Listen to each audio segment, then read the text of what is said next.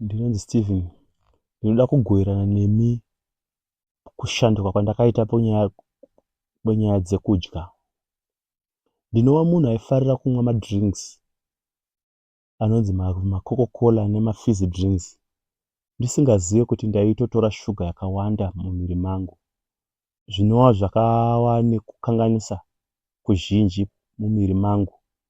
Ndaiti ndikamwa ndinonzwa kuneta, ndaidikitira usiku zvakanyanya uye ndanga ndisingakwanisi kurara zvakanaka.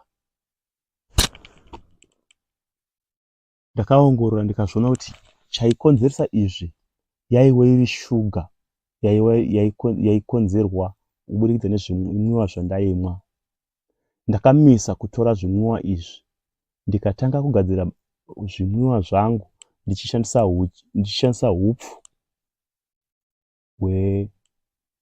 hwebaobab. Ndikaona zvichindinakira uye ndaitora shuga shoma. Ndakashandura nzvimbo yemawanirwo andinoita chikafu changu. Ndakatanga kurima ndichishandisa organic farming. Zvese zvizhinji zvandinodya ndinozvirimira ndega.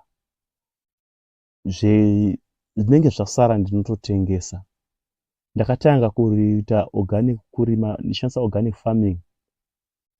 Handinyanyi kutenga zvekudya zvinobva kumwe. Ndinokoshesa kudya kwangu, ndinokoshesa mhuri yangu, ndinokoshesa utano hwangu.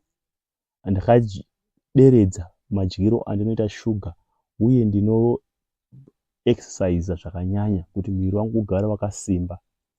Ndinogadzira zvekudya zvangu nenzira yeunyanzvi zvinoita kuti ndifarire kudya, kuti